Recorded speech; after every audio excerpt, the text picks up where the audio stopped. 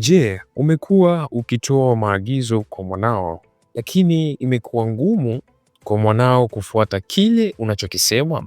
Kuna muda unachoka, unakasirika, na mwisho unaona uamuzi wa kumpiga kama ndio suluhisho.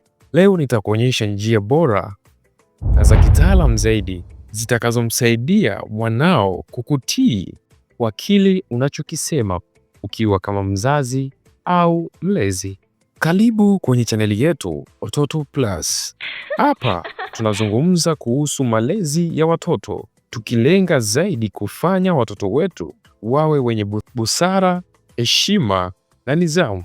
Na kama wewe ni mzazi au mlezi, video hii ni kwa ajili yako. Hivyo hakikisha unatazama video hii mwanzo mpaka mwisho. Na hizi ndizo njia 7 zitakazokusaidia wewe mzazi kufanya mwanao akusikie bila kumpiga. Njia ya kwanza, zungumza na mtoto uso kwa uso.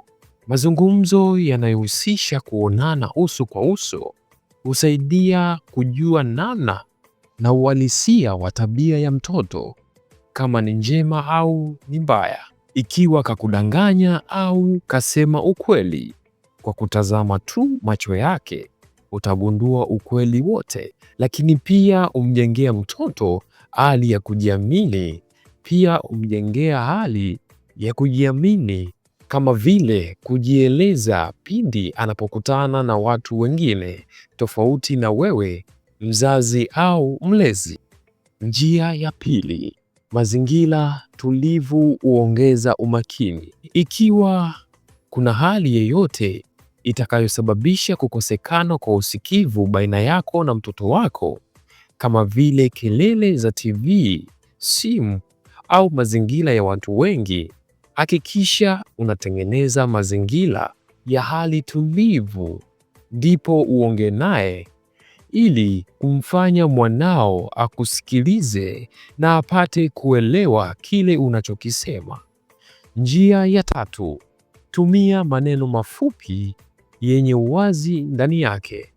Kulingana na uwezo wa watoto wa kuchanganua maelezo mengi kwa wakati mmoja ni mdogo sana.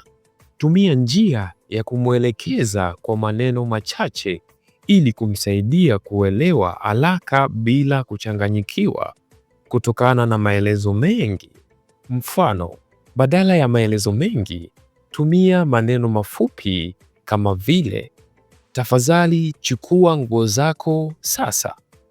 Njia ya 4, usirudie mara nyingi kutoa amri. Unapotoa amri mara nyingi bila kuchukua hatua, unamjengea hali ya kupuuza unachokisema. Sema mara moja au mara mbili. Kama atufuata maelekezo, chukua hatua ya kimalezi, lakini sio kumpiga, ila unaweza kumnyima muda wa kucheza au kufanya kile anachokipenda. Njia ya 7, kuwa mfano bora. Siku zote mtoto huiga au kufuata zaidi kile wanachokiona kuliko wanachokisikia. Mfano, kama wewe sio mtu wa kuongea kwa hasira na pia ni mtu unayeheshimu watu wengine, mtoto atafuata kama ulivyo wewe, vivyo hivyo. Njia ya 6, sifa au pongezi hufanya kazi kuliko adhabu. Ikiwa mwanao atafanya jambo zuri au jema, basi usisite kumsifia. Mfano, nimefurahi uliposikia mara moja bila kurudia mara mbili. Hii inamjengea mtoto hali ya kuona unathamini na kufurahishwa kwa kile alichokifanya, pia atatamani kurudia tena. Njia ya 7, tenga muda wa kutosha wa kuongea na mtoto wako. Tumia dakika 10 au 15 za kuongea na mtoto wako kila siku. Umfanya ajisikie mwenye kuthaminiwa. Pia hii hupunguza tabia ya kutokukusikiliza wewe kama mzazi au mlezi. Kitendo cha kuongea naye mara kwa mara huongeza umakini zaidi. Kumpiga mtoto wako hakumfundishi kukusikiliza, bali kunamfundisha kukuogopa. Malezi bora yanayolenga kumpatia akili, moyo na tabia njema.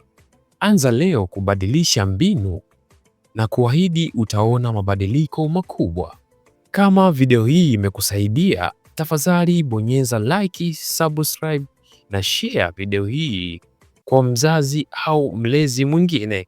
Pia tuandikie kwenye comment ni changamoto gani unayokutana nayo katika malezi ya mtoto wako.